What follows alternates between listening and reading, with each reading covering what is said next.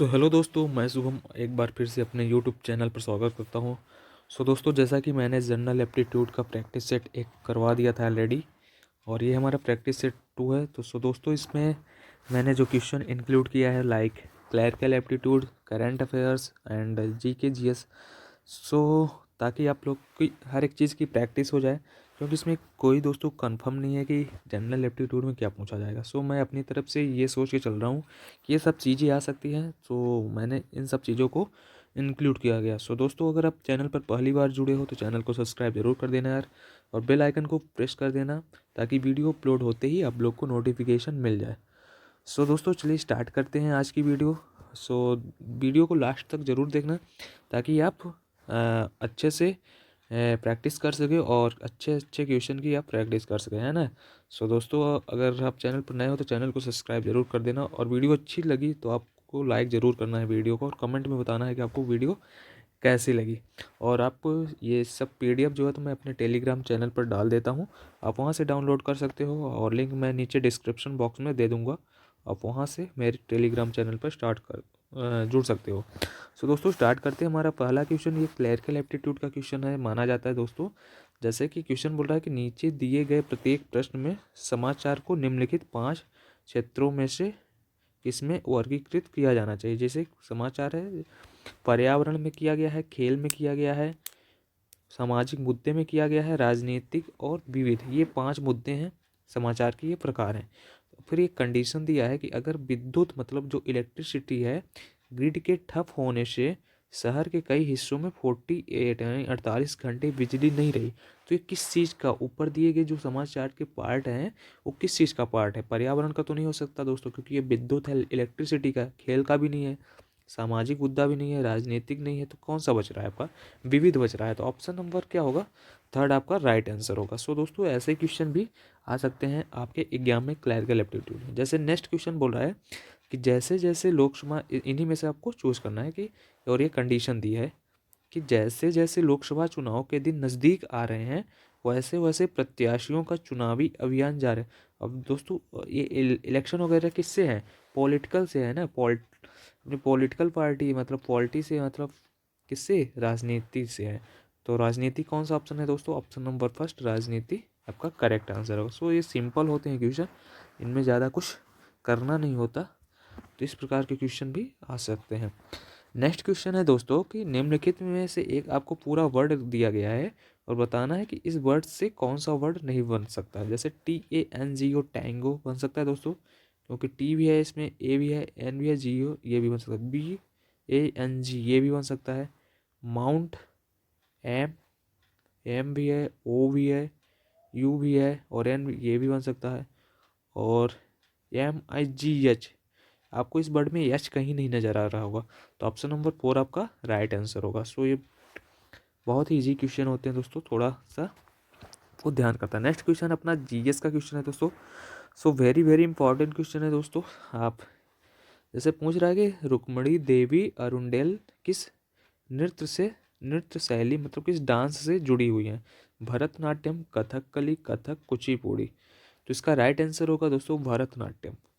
कौन सा डांस है, भरतनाट्यम से रुक्मणी देवी अरुंडेल, जो कि बहुत ही फेमस इस डांसर हैं भरतनाट्यम की, उनसे जुड़ी हुई हैं दोस्तों। ये तो ठीक है, बट ये जो आपको टेबल दिख रही है बहुत ही इंपॉर्टेंट है। जो आपके क्लासिकल डांस, जिसको हिंदी में बोलते हैं शास्त्रीय नृत्य, जो 8 होते हैं, शास्त्रीय नृत्य कितने होते हैं, 8, वो उनकी जो होते हैं किस राज्य से रिलेटेड होते हैं, ऐसे क्वेश्चन बहुत बार पूछे जाते हैं।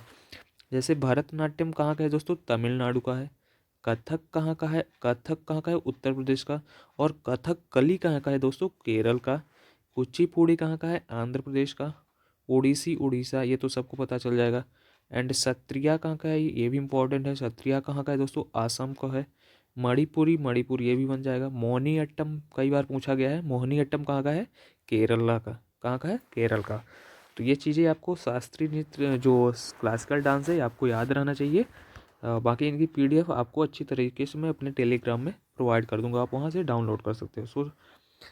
चलिए नेक्स्ट बात करते हैं।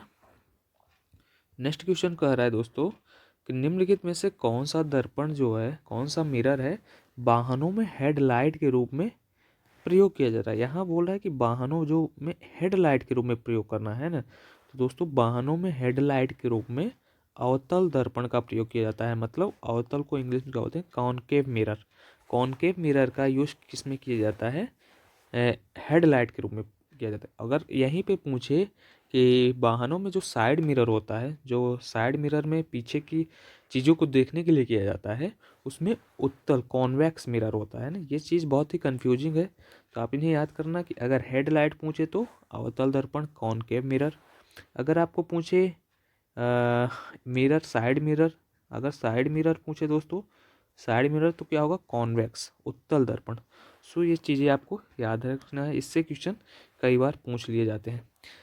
चलिए नेक्स्ट भी अपना ये आ गया क्लरिकल एप्टीट्यूड का, कि केंद्र आपको ये जो यहाँ पर ये सारणी दिख रही है, इसमें केंद्र क्रमांक दिया है फर्स्ट। तो इसका यहाँ पर लिखना थोड़ा मैच नहीं हो रहा है दोस्तों, यहाँ पर डिलीट हो चुका है। यहाँ पे जैसे कि अगर 2 नंबर है यहाँ के, स्टार्टिंग के 2 नंबर जैसे, तो ये केंद्र क्रमांक है, और उसके बाद जो है तो ये जो बाद के जो हैं तो वो कैंडिडेट है। तो केंद्र 28 पर, केंद्र 28 पर मतलब शुरू के 2 लेना है, कितने उम्मीदवार उपस्थित हुए।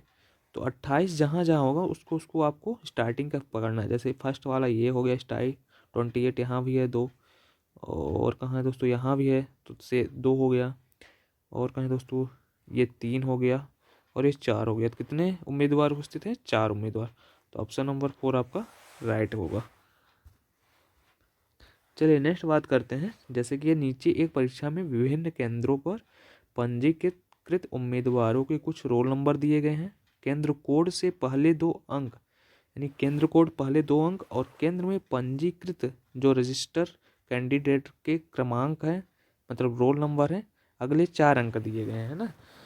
पहले 2 अंक किसके हैं दोस्तों, केंद्र के, और लास्ट के जो 4 हैं वो कैंडिडेट के जो रोल नंबर है ना, रजिस्टर रोल नंबर है। तब बोल रहा है कि कितने केंद्रों की क्रम संख्याएं 100 से कम थी। कितने केंद्रों की क्रम संख्याएं जो हैं तो 100 से कम थी। 100 से जो कम होगी वो हमें फाइंड आउट करना है। पहले 2 को छोड़ना है हमें। यहाँ 14 तो ये तो रोल नंबर का, फिर 3205 ये तो 100 से बहुत ज़्यादा है, फिर 03 हो गया, फिर 0056 1 हो गया, एक, फिर दोस्तों 28 0 126, 28 को छोड़ोगे 126, ये भी 100 से अधिक है। 14 को छोड़ोगे ये भी अधिक है 100 से। 03 यहाँ पर देखोगे, फिर 2500 यहाँ भी अधिक है। 56 0010, यहाँ 56 तो हो गया, 0010, फिर ये एक हो गया 100 से कम बताना है। 2 तो हो गए। फिर चलिए नेक्स्ट देखते हैं, 56 0023 यहाँ भी है, फिर प्लस हो गए 100 से कम। फिर 14 पकड़ोगे, ये तो बहुत ज़्यादा है। 03 ये भी ज़्यादा है। 56 ये भी 200 अधिक है। ये 28 001 यहाँ भी 0 प्लस 1 हो गए मतलब। और फिर देखोगे आप तो हर हर जगह 100 से अधिक ही आपको दिखेंगे। तो टोटल कितने हैं, 4 जो हैं तो 100 से कम है। तो ऑप्शन नंबर 4 आपका राइट आंसर होगा। सो इन क्वेश्चन में दोस्तों थोड़ा टाइम ज़्यादा लग सकता है, बट इजी होते हैं, है ना। तो आपको ध्यान से करना है। ऐसे क्वेश्चन अगर आ गए तो आपको ऐसे ही करना है दोस्तों। क्लरिकल एप्टीट्यूड का क्वेश्चन माना जाता है। जैसा कि अगर आपके एग्जाम में क्लरिकल एप्टीट्यूड आ गया तो क्वेश्चन सभी सॉल्व कर लोगे, है ना। बाकी आप करंट अफेयर्स और जीके जीएस भी हल्का पढ़ते ही रहो, ताकि आपके नंबर अच्छे आ सके। चलिए नेक्स्ट आपको एड्रेस मैच का है, जो कि बहुत ही सिंपल क्वेश्चन है। आपको एड्रेस मैच बताना है। जो एड्रेस मैच का ये क्वेश्चन है, और ये 4 ऑप्शन है, इनमें से एक क्वेश्चन जो होगा तो इसी की तरफ होगा 4 में से, और बाकी 3 में डिफरेंस होंगे।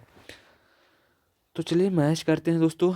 जैसा कि यहाँ पे 15J होना चाहिए, 15J फोर्थ ऑप्शन चारों में है, तो इससे एलिमिनेट नहीं कर सकते। और थापा THAPA हर जगह होना चाहिए, THAPA THAPA और THAAPA हो गया, तो ये तो गलत हो गया दोस्तों। फिर नेक्स्ट बोला है जैसे टेंजिंग TENZING होना चाहिए, TENZING ये भी है, यहाँ से नहीं कर सकते।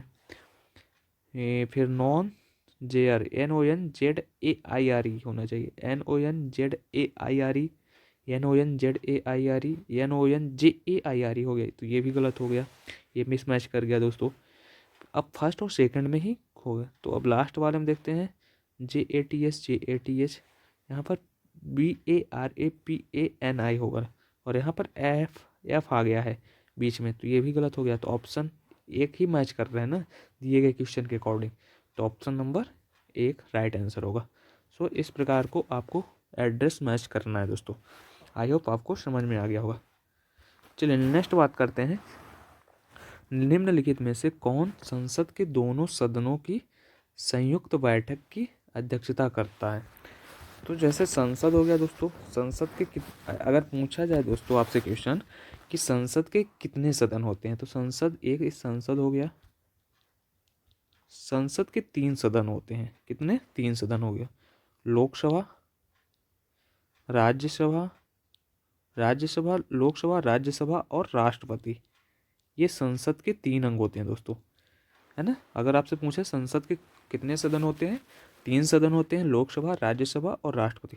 तो बोल रहा है कि संसद के दोनों सदनों, मतलब संसद की मेन सदन क्या है, ये लोकसभा और राज्यसभा, इनकी जो संयुक्त कंबाइन जो बैठक है उसकी अध्यक्षता कौन करता है। तो उसकी अध्यक्षता दोनों सदनों की कौन करता है दोस्तों, लोकसभा और राज्यसभा दोनों सदनों की संयुक्त अध्यक्षता लोकसभा जो स्पीकर होते हैं वो करते हैं, है ना। तो लोकसभा स्पीकर ही करते हैं इन दोनों सदनों की अध्यक्षता। और पूछे कि ये आर्टिकल किस में मेंशन है कि इन दोनों सदनों की संयुक्त बैठक का प्रावधान किस में है, तो आर्टिकल 108 के में दोनों सदनों की संयुक्त बैठक का प्रावधान है। सो ये क्वेश्चन रहा दोस्तों, वेरी वेरी इंपॉर्टेंट है। आई होप आप लोग को समझ में आ गया होगा। चलिए नेक्स्ट बात करते हैं कि विश्व के जो वर्ल्ड का हमें बताना है, विश्व की कुल भौगोलिक क्षेत्र का कितना प्रतिशत भारत के लिए है। जैसे पूरे वर्ल्ड का मिला, पूरे वर्ल्ड में से इंडिया का कितना जियोग्राफिकल एरिया है, मतलब एरिया वाइज में कितना एरिया कवर करता है पूरे इंडिया का 100% में। तो पूरे इंडिया का जियोग्राफिकल एरिया में से क्या होता है कि भारत जो है तो 2 कुछ परसेंटेज करता है दोस्तों, तो लगभग 2% ही करता है। और वैसे कितने कौन से नंबर में आता है, 7वें नंबर पे आता है क्षेत्रफल के हिसाब से अपन का इंडिया, है ना। और फर्स्ट में कौन सा है, रसिया है। और तो यही क्वेश्चन था कि जियोग्राफिकल में से कितना कवर करता है पूरे वर्ल्ड में से, तो 2 समथिंग % करता है। और 7वें नंबर पर आता है एरिया में। एंड नेक्स्ट क्वेश्चन, इससे कुछ इंपॉर्टेंट चीज़ें पढ़ लेते हैं दोस्तों जो कि आपके एग्जाम के लिए महत्वपूर्ण हो सकते हैं। जैसे कि ये हो गया, जैसे कि ये हो गया, ये ऊपर नॉर्थ हो गया, ये साउथ हो गया, ये ईस्ट हो गया और वेस्ट हो गया। तो अरुणाचल प्रदेश तक पूर्व से पश्चिम की चौड़ाई कितनी है, मतलब अगर इंडिया की अगर करें ईस्ट से वेस्ट तक की जो चौड़ाई है वो कितनी है, 2933 किलोमीटर है।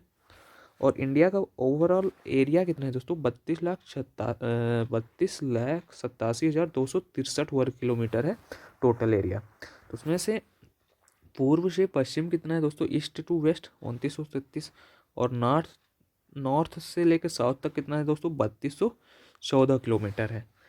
और ये तो हो गया क्वेश्चन।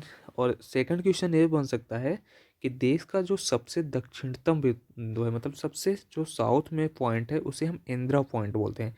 यहाँ पे जो सबसे साउथ में है जो कि क्या बोलते हैं, इंदिरा पॉइंट, क्या बोलते हैं दोस्तों, इंदिरा पॉइंट यहाँ पर है। और सबसे जो नॉर्थ में होता है, और ये तमिलनाडु में शायद तक लोकेटेड है इंदिरा पॉइंट, और जो नॉर्थ में है जो जम्मू कश्मीर में है उसे हम बोलते हैं इंदिरा कर्नल, इंदिरा कर्नल बोलते हैं। क्या बोलते हैं दोस्तों, इंदिरा कर्नल बोलते हैं। और सबसे ईस्ट वाले पॉइंट को क्या बोलते हैं, इसमें नहीं दिया है दोस्तों, मैं बता देता हूँ। ईस्ट वाले पॉइंट को क्या बोलते हैं, किवीथू, क्या बोलते हैं, किवीथू, जो कि अरुणाचल प्रदेश में स्थित है। और सबसे ये पश्चिमी वाले पॉइंट को बोलते हैं जो कि गुजरात में स्थित है, उसे हम बोलते हैं गौहर या गौर मोती, जो कि गुजरात में स्थित है। तो ये चीज़ें आपको समझ में आ गई होगी।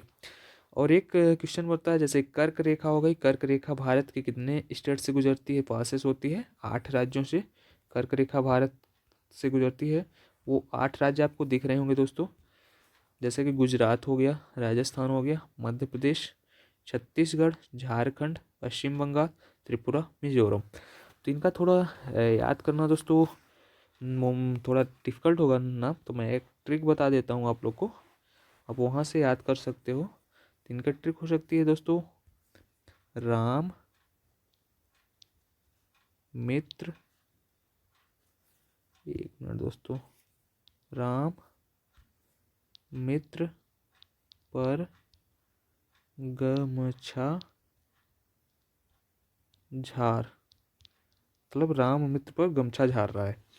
तो रा से क्या हो जाएगा दोस्तों, राजस्थान हो जाएगा, ठीक है। म से क्या हो गया, मध्य प्रदेश हो गया, राजस्थान मध्य प्रदेश। मी से क्या हो गया, मिजोरम। त्र से क्या हो गया, त्रिपुरा। 4 स्टेट कवर हो गए दोस्तों। पर तो एक कॉमन है, कोई नहीं। ग से क्या हो जाएगा, गुजरात, गम छा। ग से क्या हो गया, गुजरात। ये प से क्या हो जाएगा दोस्तों, पश्चिम बंगाल होगा, सॉरी। प से क्या हो जाएगा, पश्चिम बंगाल हो जाएगा। ग से गुजरात होगा। छ से क्या हो जाएगा दोस्तों, छत्तीसगढ़ हो जाएगा। झ से झारखंड हो जाएगा, है ना। तो आई थिंक पूरे कवर हो गए। तो ये आप याद कर सकते हो, राम मित्र पर गमछा झार। इससे क्या होगा, आपके 8 जो स्टेट हैं कवर हो जाएंगे। आई होप आप लोग को वीडियो अच्छी लग रही होगी दोस्तों। तो वीडियो अच्छी लग रही हो तो एक लाइक ज़रूर कर देना यार, और कमेंट में बताना कि आपको वीडियो कैसी लगी। चलिए नेक्स्ट बात करते हैं कि भारत के संविधान के आर्टिकल 80 के अनुसार राज्यसभा के सदस्यों की कुल संख्या कितनी हो सकती है। जैसे कि राज्यसभा और लोकसभा होते हैं, तो राज्यसभा में कितने, राज्यसभा का वर्णन पूछे किस इस आर्टिकल में है, तो राज्यसभा का वर्णन दोस्तों आर्टिकल 80 में है। और पूछे कि इसमें कितने अधिकतम मैक्सिमम कितने कैंडिडेट कितने मेंबर हो सकते हैं, तो इसमें अधिकतम जो होते हैं तो 250 मेंबर ही हो सकते हैं, इससे अधिक नहीं हो सकते। अभी तक जो संविधान जो बना है उसके अनुसार भारत के जो राज्यसभा है उसमें अधिकतर 250 सदस्य हो सकते हैं। अभी पूछे वर्तमान में कितने हैं दोस्तों, तो वर्तमान में लगभग अभी राज्यसभा में वर्तमान सदस्य कितने हैं दोस्तों, 245 हैं। कितना, 245 है। और इससे क्वेश्चन क्या पूछ सकते हैं कि इसमें से जो 250 अगर सीट अगर हमको कवर करना है, उसमें से जो 12 सदस्य हैं दोस्तों ना, वो राष्ट्रपति द्वारा चुने जाते हैं। तो बचे कितने, 238। और 238 सदस्य फिर राज्य और केंद्र शासित प्रदेश के प्रतिनिधि होते हैं। और वर्तमान में तो बता ही दिया 245 है ना, जिनमें से 233 राज्य से और दिल्ली और पुडुचेरी केंद्र शासित प्रदेशों के प्रतिनिधि और 12 राष्ट्रपति द्वारा निर्वाचित किए जाते हैं। अगर आपसे पूछे कि जो राज्यसभा के सदस्य हैं उनमें से कितने सदस्य राष्ट्रपति द्वारा निर्वाचित किए जाते हैं, तो 12 सदस्य। और राष्ट्रपति उनकी कला, साहित्य क्षेत्र, खेल कूद किसी भी क्राइटेरिया को मान को उन 12 सदस्यों को अपने अनुसार क्या करता है, निर्वाचित करता है। अभी कितने हैं दोस्तों, वर्तमान में 245 हैं। अधिकतम कितने हो सकते हैं, 250। ये तो हो गई बात राज्यसभा की। अगर आपसे पूछे लोकसभा में कितने हो सकते हैं दोस्तों, ऐसा भी क्वेश्चन बन सकता है। तो दोस्तों लोकसभा जो का वर्णन है वो आर्टिकल 81 में है। किसमें, आर्टिकल 81 में है। और उसमें 552 सदस्य अधिकतम हो सकते हैं लोकसभा में। कितने हो सकते हैं दोस्तों, 552 सदस्य। और अभी समथिंग 543 सदस्य वर्तमान में है लोकसभा के सदस्य। तो आई थिंक ये चीज़ें भी आपको याद रखनी चाहिए। चलिए नेक्स्ट बात करते हैं आपका करंट अफेयर्स का क्वेश्चन। 2023 महिला विश्व बॉक्सिंग चैंपियनशिप की मेजबानी कौन सा देश करेगा। तो 2023 में जो महिला विश्व बॉक्सिंग चैंपियनशिप होने वाली है उसकी मेजबानी अपना देश, अपना भारत देश करेगा, मतलब India, Bharat. Option number A right answer हो जाएगा। चलिए नेक्स्ट बात करते हैं कि 21 से 30 नवंबर 2022 तक किस राज्य में संगाई फेस्टिवल का आयोजन किया गया है। तो संगाई महोत्सव का आयोजन अभी कहाँ गया है, नवंबर में किया गया है दोस्तों, मणिपुर में किया गया है। खेलो इंडिया नेशनल यूनिवर्सिटी गेम्स 2023-24 की जो मेजबानी है, मतलब किस स्टेट में होगा दोस्तों, तो ये आपका उत्तर प्रदेश में होगा। कहाँ होगा, यूपी में होगा। खेलो इंडिया यूनिवर्सिटी गेम, अगर यूनिवर्सिटी गेम बोले तो यूपी, अगर पूछे खेलो इंडिया यूथ गेम बोले, यूथ गेम बोले तो एमपी में होगा। ये दो चीज़ें आपको याद रखनी है। यूनिवर्सिटी गेम कहाँ होगा, यूपी में होगा, ठीक है। और यूथ गेम बोलो, खेलो इंडिया यूथ गेम बोले, सिर्फ यूथ रहे तो वो कहाँ होगा, एमपी में होगा। चलिए नेक्स्ट बात करते हैं कि एक एक्सरसाइज जो अभी नवंबर में हुई थी 8 से, मैं नवंबर का क्यों करंट अफेयर्स करा रहा हूँ दोस्तों, क्योंकि फरवरी में आपका करंट पेपर है। सो मेनली 3 से 4 महीने पिछला ही पूछा जाएगा। तो मैंने अक्टूबर, नवंबर, दिसंबर, इस प्रकार के करंट अफेयर को इंक्लूड करूँगा। तो नेक्स्ट क्वेश्चन क्या बोल रहा है दोस्तों कि 8 से 18 नवंबर 2022 तक 26वां जो है तो मालाबार एक्सरसाइज 2022 किस देश में आयोजित किया गया है दोस्तों? तो जापान में आयोजित किया गया है मालाबार एक्सरसाइज। अगर क्वेश्चन ऐसे पूछ सकता है कि मालाबार जो एक्सरसाइज होती है उसमें कितने देश पार्टिसिपेट करते हैं, तो उसमें 4 कंट्री। कौन कौन से जो लिखे गए हैं? भारत, जापान, अमेरिका और ऑस्ट्रेलिया, ये 4 देश मालाबार एक्सरसाइज में पार्टिसिपेट करते हैं। चलिए नेक्स्ट बात करते हैं कि चर्चा में रहा 103वां संविधान संशोधन किससे संबंधित है? जो 103वां संविधान जो अमेंडमेंट है वो किससे संबंधित है दोस्तों? तो ये आर्थिक रूप से कमजोर वर्ग जो हैं, जो जनरल कैटेगरी के जो लोग होते हैं जो आर्थिक रूप से कमजोर हैं, उनको जो 10% रिजर्वेशन दिया गया है, तो वो किस संविधान संशोधन के तहत दिया गया है दोस्तों? 103वां संविधान संशोधन के तहत दिया गया है। सो क्वेश्चन दोस्तों ये भी बनता है कि अभी तक कितने अपने जो संविधान में कितने संशोधन हो सकते हैं? तो अभी तक 105 संशोधन हो चुके हैं, जो कि 103वां ये है। चलिए मैं कुछ संविधान संशोधन बता देता हूँ आपको इम्पोर्टेंट। जैसे अगर पूछे 101वां, तो 101वां किससे है दोस्तों? जीएसटी से रिलेटेड है। 102वां पूछे तो दोस्तों किससे हो जाएगा? 102वां होगा जो राष्ट्रीय पिछड़ा आयोग है, राष्ट्रीय पिछड़ा आयोग को संवैधानिक दर्जा दे दिया गया है। ये किससे है? 102वां से। अगर पूछे 103वां संशोधन, तो ये बता ही दिया। ये मतलब जो आर्थिक रूप से कमजोर वर्ग हैं इन्हें 10% सामान्य लोग को जो रिजर्वेशन किया गया है। और 104वां पूछे तो 104 है दोस्तों, SC ST जो कैटेगरी होती है उसके रिजर्वेशन को 2030 तक और इंक्रीज कर दिया गया है। अब तो टोटल 80 साल तक इंक्रीज कर दिया गया है उनके रिजर्वेशन को। तो जैसा कि संविधान जब लागू हुआ था तो उनका कुछ लिमिट थी कि इतने साल तक ही रिजर्वेशन रहेगा, बट अभी क्या है इसको बढ़ाकर कब तक कर दिया गया है? 2030 तक। तो 104वां अमेंडमेंट है। अगर 105वां है तो 105वां पूछे तो 105वां दोस्तों जो ओबीसी कैटेगरी होती है उसमें भी अब क्या है कि उसमें जो रिजर्वेशन है तो अब उसमें भी कुछ क्राइटेरिया बनाएगा कि ओबीसी में किसको रिजर्वेशन देना है। जो आर्थिक रूप से कमज़ोर हैं ओबीसी में उनको भी रिजर्वेशन दिया जाएगा, जो कमज़ोर नहीं है उनको रिजर्वेशन नहीं दिया जाएगा। इस प्रकार से कुछ क्राइटेरिया बनाने में संशोधन किया गया है। तो वो 105वां संविधान संशोधन है। तो अभी तक कितने संशोधन हो चुके हैं? 105। आई होप आप लोग को ये पूरी चीज़ें समझ में आ गई होगी। चलिए नेक्स्ट बात करते हैं दोस्तों कि 5 नवंबर 2022 को कौन अंतर्राष्ट्रीय हॉकी महासंघ के नए अध्यक्ष बने हैं? तो हॉकी जो महासंघ है दोस्तों उसके अंतर्राष्ट्रीय अध्यक्ष, जो अंतर्राष्ट्रीय हॉकी अध्यक्ष FIH है, तो उसके अध्यक्ष बनने हैं मोहम्मद तैयब इकराम। कौन बने हैं दोस्तों? मोहम्मद तैयब इकराम बने हैं। और अभी तक थे शायद तक नरेंद्र बत्रा थे, उनके स्थान पर यह है मोहम्मद तैयब इकराम। और दोस्तों अगर पूछे कि जो हॉकी का जो अंतर्राष्ट्रीय हॉकी महासंघ है इसका हेडक्वार्टर कहाँ है? तो स्विट्जरलैंड के लुसाने में स्थित है। कहाँ है दोस्तों? लुसाने, जो कि स्विट्जरलैंड में है। अगर इंडियन हॉकी की पूछे तो इंडियन हॉकी जो है, इंडियन हॉकी के अभी जो नए चेयरमैन बने हैं, अभी हाल ही में बने हैं दोस्तों, तो वो अभी दिलीप तर्की साहब बने हैं। कौन बने हैं? दिलीप तर्की साहब बने हैं, जो कि इंडियन हॉकी के पूर्व कैप्टन भी रह चुके हैं।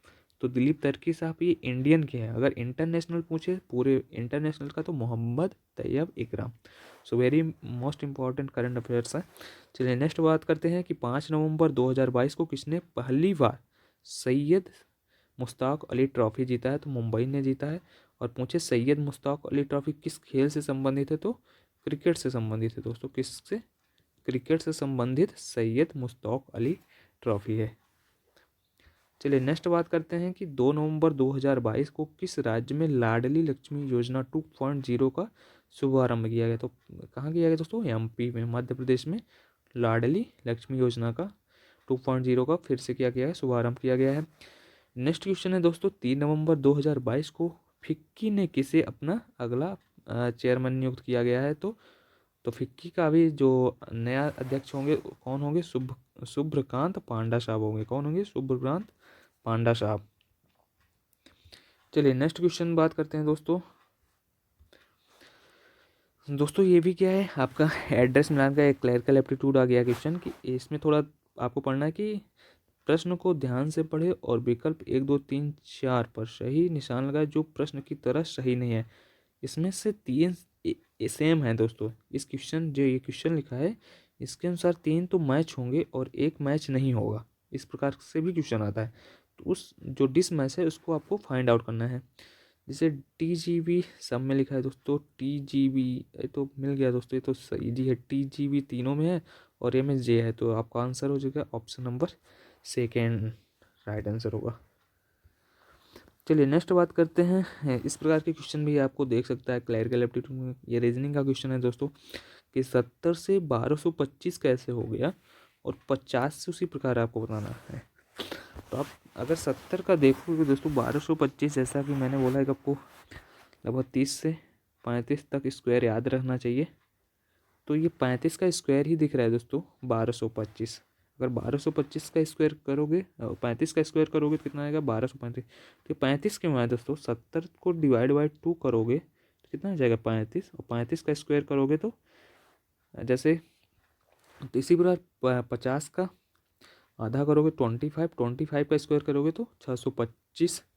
कितना होगा? ऑप्शन नंबर 3 आपका राइट आंसर होगा। जैसे कि अगर आपको मैं जिस नंबर के लास्ट में अगर 5 है, अगर उसको स्क्वायर करने की शॉर्टकट बताऊं, जैसे कि अगर 35 है, इसको मुझे जल्दी से स्क्वायर करना है, तो इसको कैसे करना है दोस्तों? ये जो 5 है तो 25 तो हो ही जाएगा, 25 लिख लेंगे। और जो ये वाली डिजिट है इसको 3 करेंगे और इससे एक एक्स्ट्रा बढ़ा के मल्टीप्लाई कर देंगे, तो 3 चौक 12 और फिर यहाँ लिख देंगे 12 25। जैसे हमें 25 का करना था तो 25 तो 5 तो रहेगा, 5 का करोगे तो 25 तो रहेगा ही। अब क्या करना है कि ये 2 है, 2 लिखेंगे और एक इससे एक बढ़ा के उसका मल्टीप्लाई कर देंगे तो 6 हो जाएगा। इस प्रकार किसी भी नंबर का आप करोगे तो ऐसे ही जल्दी से आप स्क्वायर फाइंड आउट कर सकते हो। जैसे मैं और बता देता हूँ, जैसे कि आपको करना है 45 का स्क्वायर करना है तो 25 तो रहेगा ही, और ये 4 × 5 कर दोगे तो कितना हो जाएगा? 2025। चलिए नेक्स्ट क्वेश्चन बात करते हैं दोस्तों कि मराठों और अफगानिस्तान के शासक अहमद शाह दुर्रानी के बीच पानीपत की तीसरी लड़ाई किस वर्ष की गई थी? पानीपत में दोस्तों 3 लड़ाई हुई थी, उनमें से इसमें तीसरी लड़ाई पूछ रहा है। तो तीसरी लड़ाई दोस्तों 1761 में हुई थी। किसके बीच में हुई थी ये भी पूछ सकता है। तो मराठों और अफगानों के बीच हुई थी तीसरी लड़ाई। और बात आती है कि 2 लड़ाई कब हुई थी, पहली लड़ाई और दूसरी लड़ाई। पहली लड़ाई कब हुई थी दोस्तों? 1526 में हुई थी। दूसरी दूसरी 1526 में फर्स्ट हुई थी और सेकंड हुई थी दोस्तों 1556 में। 1556 में सेकंड हुई थी। पहली लड़ाई किसके किसके बीच हुई थी? 1526 में हुई थी बाबर और इब्राहिम लोदी के बीच हुई थी। इब्राहिम लोदी के बीच पहली लड़ाई हुई थी 1526 में, बाबर और इब्राहिम लोदी के बीच। और दूसरी लड़ाई हुई थी अकबर और हेमू के बीच में। अकबर और हेमू के बीच में दूसरी लड़ाई हुई थी पानीपत की, जो कि 1556 में हुई थी। और तीसरी तो 1761 में हुई थी। किसके बीच में? मराठों और अफगानों के बीच में। तो ये चीज़ें आपको याद रखनी है, इससे क्वेश्चन कई बार पानीपत के युद्ध से बन जाते हैं।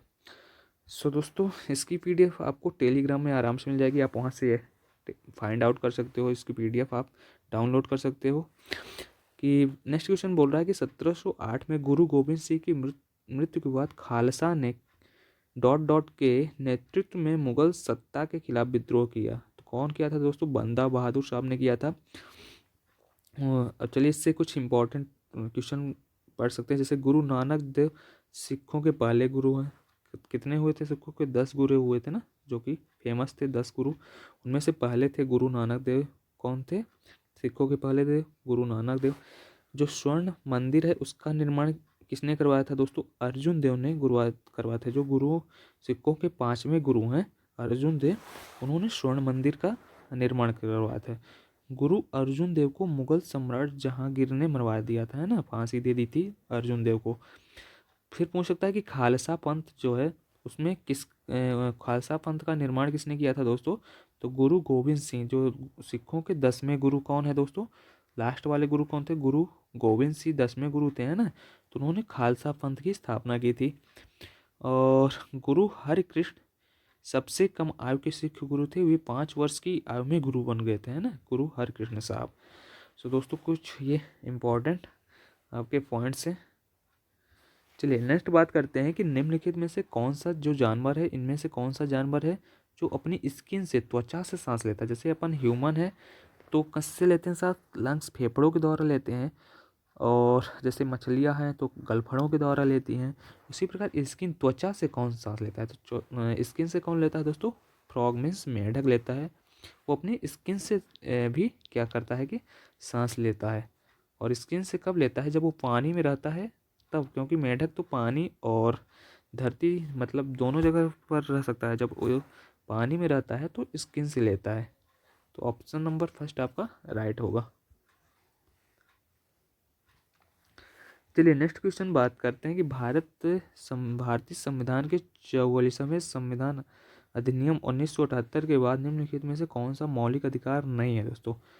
तो दोस्तों जो संपत्ति का अधिकार है ना, वो मौलिक अधिकार नहीं है ना। इसे हटा दिया गया है मौलिक अधिकार से। अब पहले 7 थे, अब 6 ही मौलिक अधिकार बचे हुए हैं। संपत्ति के अधिकार को कब दिया गया था? तो दोस्तों संपत्ति के अधिकार को 44th अमेंडमेंट के द्वारा 1978 के द्वारा मौलिक अधिकारों की सूची से हटा दिया गया था। अब पूछे कि अब इसे किस आर्टिकल में रखा गया था? अब इसे 300A आर्टिकल में ट्रांसफ़र कर दिया गया, मतलब यहाँ इसको रख दिया गया है। और इसे अब कानूनी अधिकार कहा जाता है ना। वर्तमान में केवल 6 ही मौलिक अधिकार है। और ये कौन से भाग में है? भाग 12 में है। अब ये जो संपत्ति का अधिकार है भाग 12 में 300 आर्टिकल में इसे रख दिया गया है। वेरी वेरी इंपॉर्टेंट क्वेश्चन है दोस्तों। आपको बताना है कि मौर्य साम्राज्य के जो सही क्रम बताना है। तो मौर्य साम्राज्य के पहले तो चंद्रगुप्त मौर्य होंगे, क्योंकि मौर्य साम्राज्य की स्थापना किसने की थी? चंद्रगुप्त मौर्य ने। तो ये तो नहीं होगा, ये भी नहीं होगा, ये होगा चंद्रगुप्त मौर्य, फिर बिंदुसार, फिर अशोक, फिर बृहद्रथ। चलिए नेक्स्ट क्वेश्चन बात करते हैं कि निम्नलिखित में से कौन सबसे अधिक क्रियाशील धातु है? तो पोटेशियम जो होती है वो आपकी सबसे क्रियाशील धातु होती है। सो दोस्तों ये रही कुछ इंपॉर्टेंट क्वेश्चन। आई होप आप लोग को वीडियो पसंद आई होगी। और आप लोगों ने, अगर आप लोग को वीडियो पसंद आई हो तो वीडियो को लाइक कर देना यार, और कमेंट बताना कि आपको वीडियो कैसी लगी। और आप चैनल पर नए हो तो चैनल को सब्सक्राइब जरूर करना। तो मिलते हैं नेक्स्ट वीडियो पर। तो वीडियो देखने के लिए आप सभी का धन्यवाद।